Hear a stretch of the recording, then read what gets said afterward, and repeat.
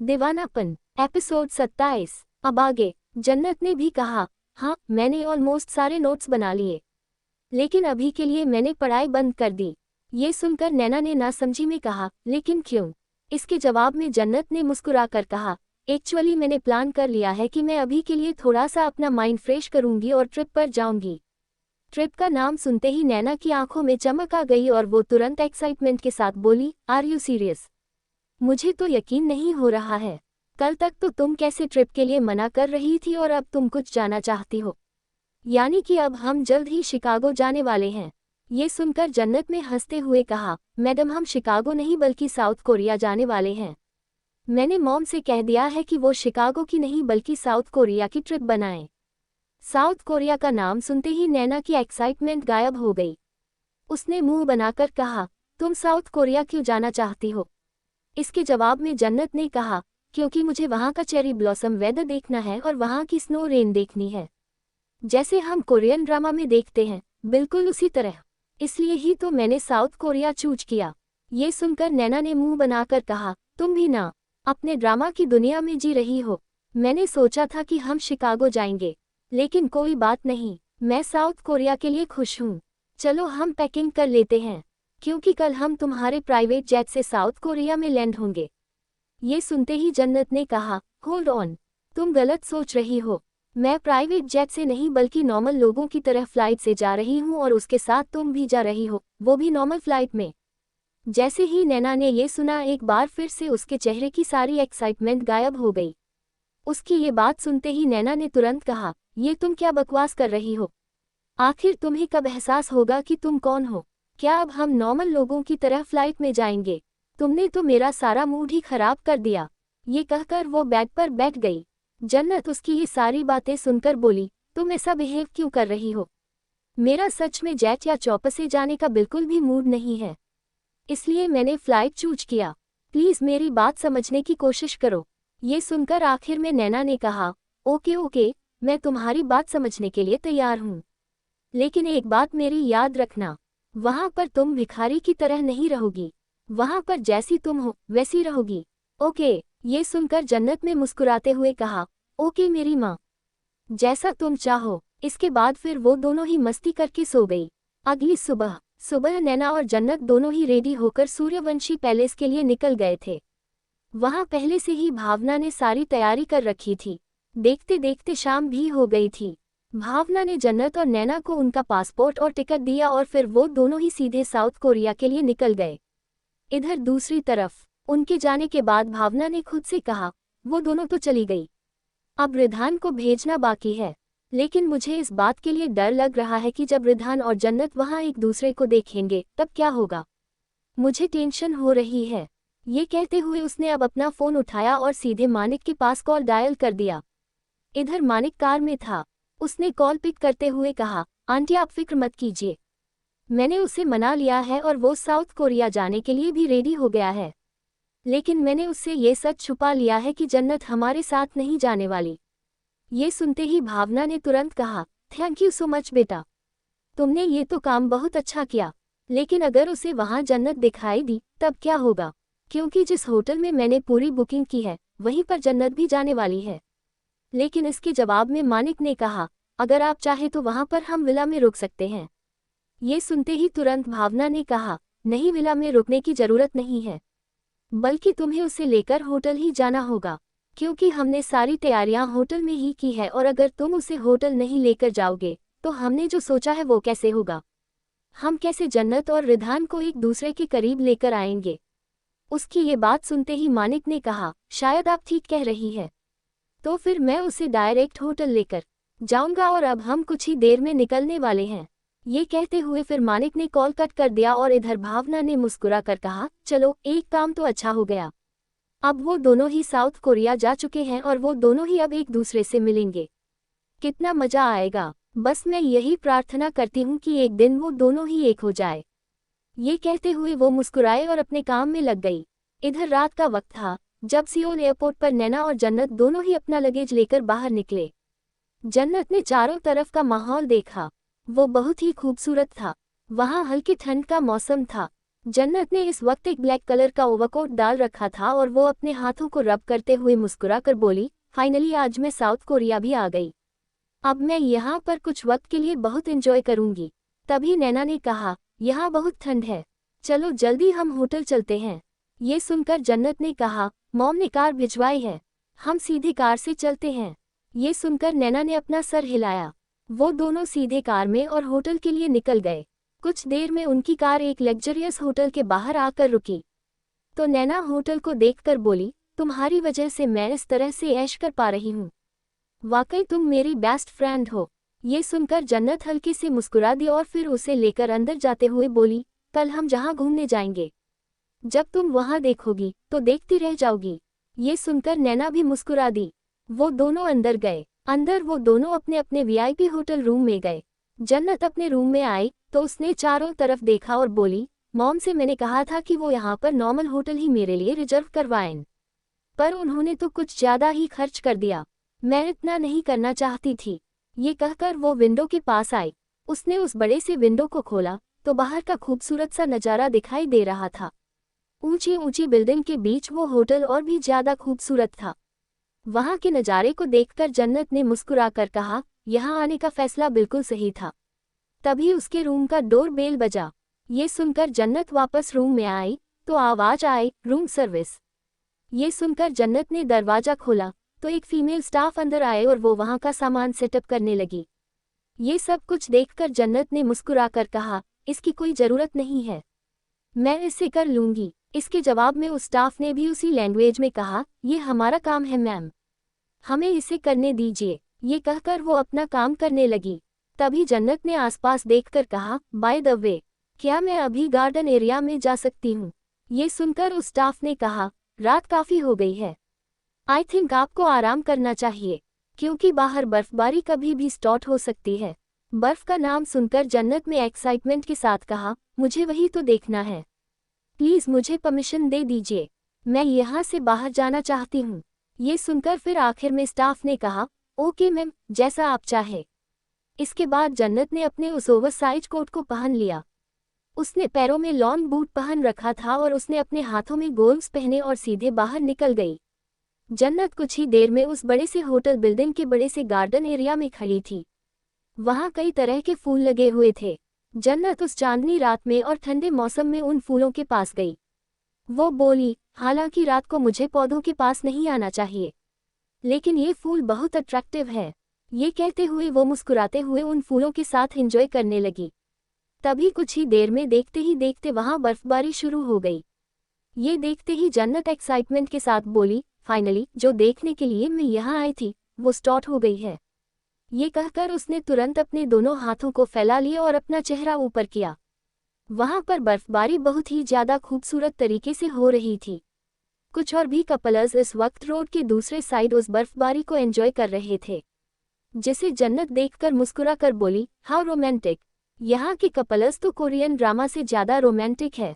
ये कहते हुए उसने फिर से अपनी आंखें बंद कर ली और वो उस बर्फबारी में राउंड राउंड घूमते हुए उसे एंजॉय करने लगी। अभी उसी तरह से एंजॉय करते हुए कुछ वक्त हुआ था कि तभी अचानक से उसका पैर मुड़ गया।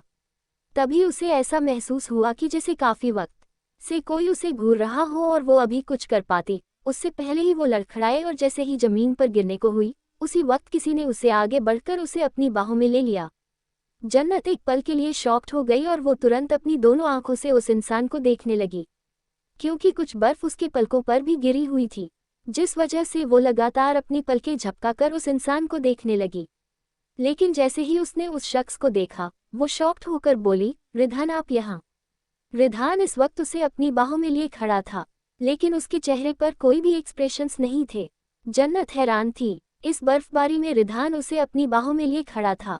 दूर से देख रहे कपल्स ने तुरंत उनकी फोटोज निकलना शुरू कर दिया, क्योंकि वो दोनों काफ़ी ज़्यादा क्लोज नजर आ रहे थे। जन्नत के दिल की धड़कन अचानक से तेज हो गई। वो तुरंत हड़बड़ी के साथ रिधान से अलग होते हुए बोली, रिधान आप यहाँ। तभी रिधान ने गुस्से के साथ कहा, यही सवाल तो मैं तुमसे करना चाहता हूँ, तुम यहाँ क्या कर रही हो? क्या तुम मेरे पीछे पीछे यहाँ पर आई? ये सुनते ही जन्नत की आंखें बड़ी हो गई और उसने जल्दी से ठंड में कांपते हुए कहा, नहीं नहीं, मैं आपके पीछे नहीं आई, बल्कि मैं तो। इसी के साथ उसे एक बार फिर छींक आ गई। छींक आते ही उसने तुरंत अपने मुंह पर हाथ रख लिया। रिधान ये देखकर गुस्से से बोला, क्या तुम पागल हो गई हो? इतनी ज्यादा बाहर स्नोफॉल हो रही है और तुम यहाँ पर बेवकूफों के जैसे नाच रही हो। क्या तुम्हें डांसिंग का इतना शौक है? अगर इतना शौक है तो तुम जाकर रोड शो क्यों नहीं करती? वहां तुम्हें अच्छे खासे पैसे भी मिलेंगे। ये सुनते ही जन्नत को काफी बुरा लगा और उसने दूसरे ही पल गुस्से के साथ कहा, रिधान आप कोई नहीं होते मेरा फ्यूचर जज करने वाले, और मैं यहाँ पर स्नोफॉलिंग को एंजॉय कर रही हूँ। आपसे किसने कहा यहाँ आने के लिए? आप चले जाइए यहाँ से। लेकिन ये कहकर वो एक बार फिर से छींक पड़ी, जिसे देखकर अब गुस्से के साथ रिधान ने कहा, मुझे पता है कि तुम मुझे यहाँ परेशान करने के लिए आए हो और मैं ये भी जानता हूँ कि तुम यहाँ मेरे पीछे आए हो। लेकिन एक बात कान खोलकर सुन लो, अगर तुमने यहाँ पर मुझे जरा भी डिस्टर्ब किया तो मुझसे बुरा कोई नहीं होगा। ये कहते हुए वो गुस्से से जाने लगा। तो वही जन्नत ने भी चिढ़कर कहा, आप जाए, मैं भी यहाँ पर एंजॉय करने आई हूँ और मैं आपकी शक्ल भी नहीं देखना चाहती। क्योंकि जब जब मैं आपकी शक्ल देखती हूँ और आप मेरे सामने रहते हैं तो मेरा सारा एंजॉयमेंट खराब हो जाता है।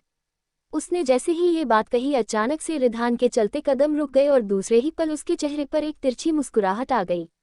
इधर जन्नत अब वापस से स्नोफॉल को एंजॉय करने लगी, लेकिन उसे लगातार छींकें आ रही थी।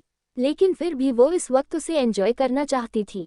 पर तभी उसके कान में एक आवाज गई, क्या वाकई तुम मेरे सामने रहने से डिस्टर्ब होती हो और तुम्हें प्रॉब्लम होती है? एक बार फिर से रिधान की आवाज सुनकर जन्नत ने कहा, आप अभी तक गए नहीं? मैंने कहा ना, मुझे वाकई आपके सामने रहने से गुस्सा आता है। चले जाए यहाँ से, मेरा स्नोफॉल मूवमेंट खराब मत कीजिए। लेकिन तभी ये सब सुनकर रिधान उसकी तरफ अपने कदम बढ़ाकर बोला, अगर ऐसी बात है तो अब मैं हर वक्त तुम्हारे सामने रहूंगा, क्योंकि मैं तुम्हें खुश नहीं देख सकता और अब जब मैं तुम्हारे सामने रहूंगा तो तुम चाहकर भी खुश नहीं रह सकती। इस तरह से ये ट्रिप तुम्हारी पूरी तरह से बर्बाद हो जाएगी। इसी के साथ वो आगे बढ़ा और उसने जन्नत की कलाई को पकड़कर सीधे अपने करीब खींच लिया। इधर जन्नत ने जब ये सुना तो वो एक पल के लिए हैरान हो गई। वो शौक होकर बोली, क्या ये आप क्या कह रहे हैं? क्या पागल हो गए हैं? आप मजाक कर रहे हैं ना? आप मेरी ट्रिप खराब नहीं करेंगे, क्योंकि इस ट्रिप पर आना मेरे लिए बहुत बड़ी बात है। लेकिन इसके जवाब में रिधान ने हल्की स्माइल के साथ कहा, यू नो वॉट, तुम जितनी दिखती इनोसेंट हो, काश तुम इतनी इनोसेंट होती। पर मुझे पता है तुम्हारे इस इनोसेंस के पीछे चालाकी छिपी हुई है। पर मैं तुम्हारी चालाकी में नहीं आने वाला। मैं अब यहाँ तुम्हें इस तरह परेशान करूंगा जिसकी तुमने इमेजिनेशन भी नहीं की होगी। अब चलो मेरे साथ। ये कहते हुए उसने उसे सीधे अपने कंधे पर उठा लिया और अंदर लेकर जाने लगा।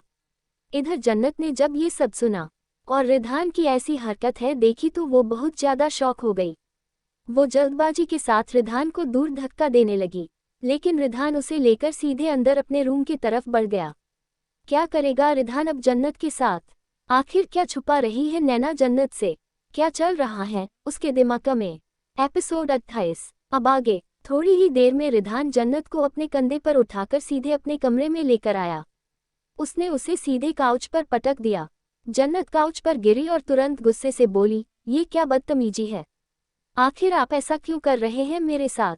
इसके जवाब में रिधान उसे देखकर हल्की स्माइल के साथ बोला, तुमने ही कहा था ना कि तुम मुझे देखकर परेशान होती हो, तो अब तुम आराम से यही मेरे रूम में रहो और मुझे देखकर परेशान हो। ये कहते हुए वो बैग की तरफ जाने लगा। वही ये देखकर जन्नत गुस्से से अपनी जगह से उठते हुए बोली, और आपको ऐसा लगता है कि मैं ऐसा कुछ भी करूंगी? ये सुनकर रिधान चलते चलते रुक गया और वो जन्नत को ध्यान से देखकर बोला, तुम्हें क्या लगता है मुझे शौक है तुम्हारी ये बदसूरत सी शक्ल देखने का? खुद की शक्ल को बदसूरत सुनते ही जन्नत के भाव बदल गए और वो गुस्से से बोली, क्या कहा आपने? आपने मेरे शक्ल को बदसूरत कहा? ये सुनकर रिधान अपनी भौहें चढ़ाकर बोला, तो तुम्हें क्या लगता है तुम खूबसूरत हो? ये सुनकर अब जन्नत गुस्से से कांपते हुए बोली, हाउ डेयर यू, आपकी हिम्मत कैसे मुझे बदसूरत बोलने की? आपको नहीं लगता पर मैं हूँ खूबसूरत? यू नो वॉट, पूरे स्कूल के लड़के मुझ पर मरते थे और मैं जब कॉलेज गई तो वहाँ भी सभी लड़के मुझे घूर घूर कर देख रहे थे। इनफैक्ट नैना से तो कई सारे लड़कों ने मेरा नंबर तक मांगा था। लेकिन वो तो मैं हूँ जो किसी को भाव नहीं देती, वरना लड़कों की लाइन लगी है मेरे पीछे और आप यहाँ मुझे बदसूरत बोल रहे हैं। ये सारी बातें सुनकर रिधान ने अब अपने हाथों की मुट्ठियां बनाते हुए कहा, तो तुम ये कहना चाहती हो कि तुम्हारे पीछे कई सारे आशिक पड़े हुए हैं और तुम यहाँ मुझे अपने आशिकों के बारे में बता रही हो?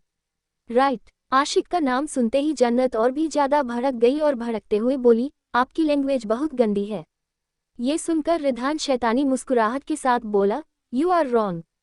सिर्फ मेरी लैंग्वेज ही गंदी नहीं है, बल्कि मैं खुद भी पूरा का पूरा गंदा हूँ। ये सुनते ही जन्नत और भी ज्यादा भड़क गई और गुस्से से दांत पीसकर बोली, आप कब तक मेरे साथ ऐसा बिहेव करने वाले हैं? रिधान बेड पर बैठ गया और वो अपने हाथों को फोल्ड करते हुए बोला, जब तक कि तुम घर छोड़कर नहीं चली जाती। ये सुनकर जन्नत ने कहा, लेकिन वो तो मैं पहले ही जा चुकी हूँ। रिधान ने अपना सरनामे हिलाते हुए कहा, नहीं इस तरह से नहीं, पूरी तरह से। पूरी तरह का नाम सुनकर जन्नत ने गुस्से के साथ कहा, फिर ऐसा तो कभी नहीं होगा। रिधान ने भी उसी लहजे के साथ कहा, लेकिन मैं ऐसा जरूर करके रहूंगा। फिर जन्नत ने दांत पीसकर कहा, आप सिर्फ सपने देखिए। ये सुनकर रिधान ने तिरछी मुस्कुराहट के साथ कहा, मैं सपने वही देखता हूँ जो हकीकत में हो जाते हैं। ये सुनकर जन्नत और भी ज्यादा गुस्से से रिधान को देखने लगी और तभी उसने गहरी सांस लेकर कहा, देखिए आप मेरे भाई हैं, इसलिए मैं अभी तक आपकी बकवास बात सुन रही हूँ, वरना अभी तक कोई और होता तो मैं उसे। लेकिन तभी एक गुस्से भरी आवाज उसके कान में गई, मैंने तुमसे कितनी बार कहा है, मैं तुम्हारा कोई भाई नहीं हूँ और तुम मुझे अपना भाई समझना और कहना कब बंद करोगी? अगर तुमने मुझे भाई कहना बंद नहीं किया तो मुझसे बुरा कोई नहीं होगा तुम्हारे लिए। ये सुनकर जन्नत से थोड़ी सी डर गई और उसने फिर हिचकिचाते हुए कहा, अगर मैं आपको भाई ना कहूँ तो फिर क्या कहूँ? आप मुझसे बड़े हैं और जब दुनिया वाले ये सुनेंगे कि मैं आपको भाई नहीं कह रही हूँ बल्कि आपके नाम से बुला रही हूँ, तो वो सोचेंगे कि मेरे पास रिस्पेक्ट नाम की चीज़ नहीं है। इसके जवाब में रिधान अपनी भौहें चढ़ाकर बोला, मुझे भाई सिर्फ मेरी बहन बोल सकती है। ये सुनकर जन्नत अपनी आंखें बड़ी करके बोली, तो फिर मैं आपकी बहन ही तो हूँ। इसके जवाब मेरे रिधान ने फिर से गुस्से से दांत पीसकर कहा, तुम मेरी बहन नहीं हो, बल्कि मेरी तो कोई बहन ही नहीं है, इसलिए तुम मुझे भाई नहीं बोल सकती और अब इस बात को ध्यान में रखना। ये कहते हुए वो बेड पर लेटने लगा। जन्नत ने जैसे ही ये देखा वो तुरंत एवरी के साथ अपनी जगह से उठते हुए बोली, एक मिनट, क्या आप वाकई सारी रात मुझे अपने कमरे में रखने वाले हैं? रिधान अपनी भौहें चढ़ाकर बोला, तो क्या तुम्हें अभी तक ये मजाक लग रहा था? जन्नत ने तुरंत अपना सरनामे हिलाते हुए डर कर कहा, नहीं नहीं, आप सच में मजाक कर रहे हैं, वरना आप मुझे इस तरह से अपने रूम में क्यों रखेंगे?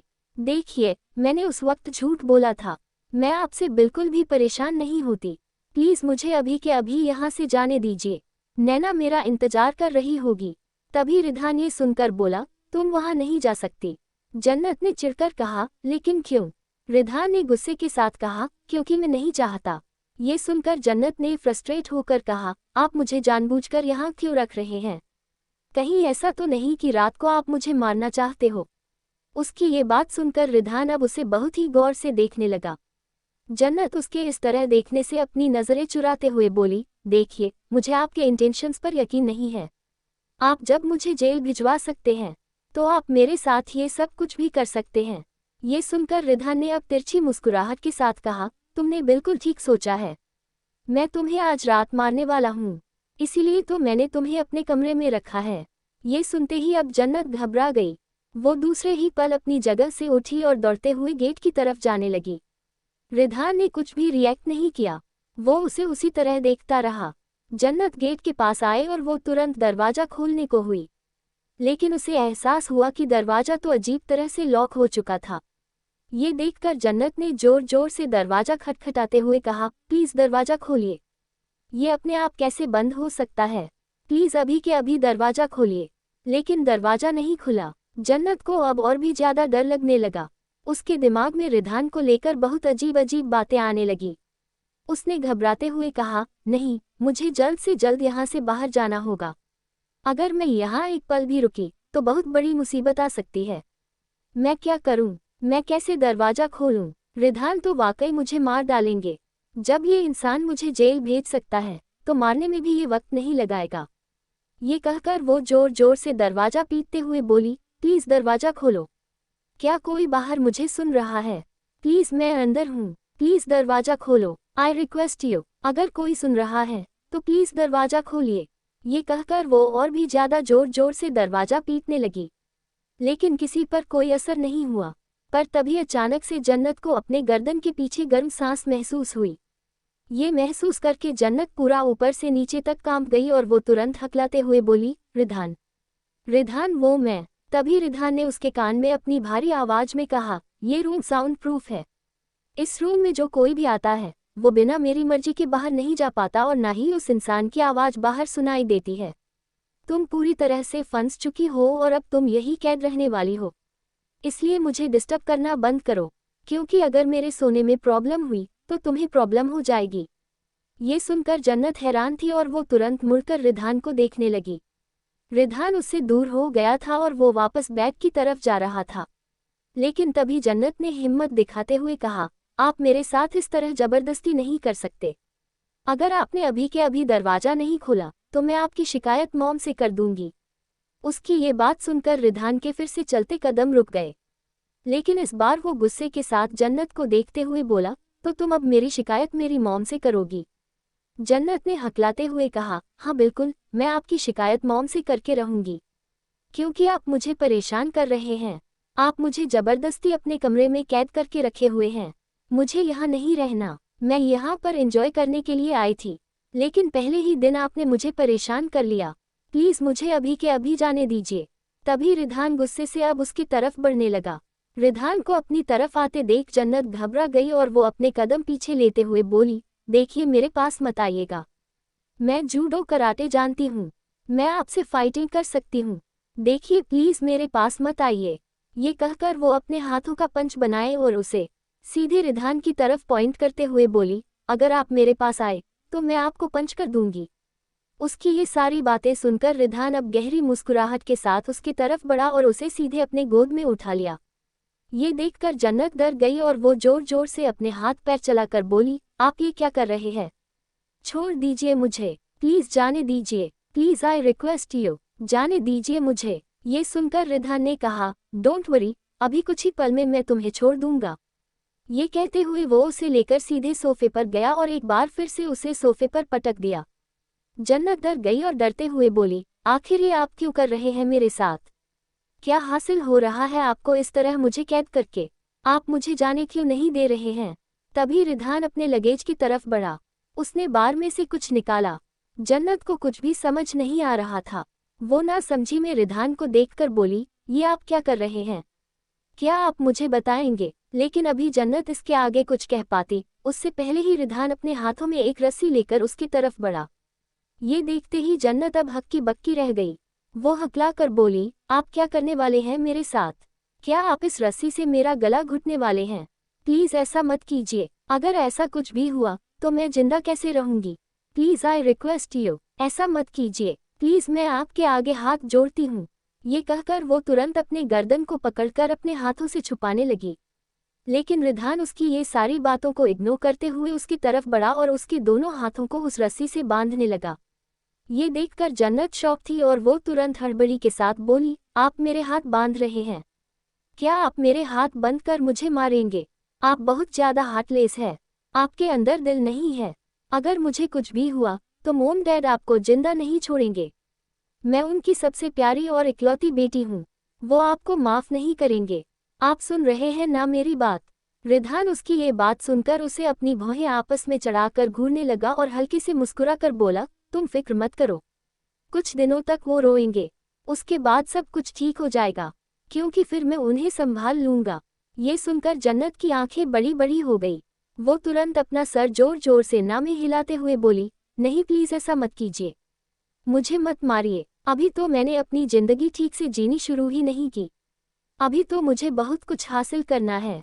अभी मुझे अपने दम पर अपनी कंपनी बनानी है और जिंदगी में एक बार मुझे बॉयफ्रेंड भी बनाना है, जैसे कि नैना का है और मेरी बाकी फ्रेंड्स का है।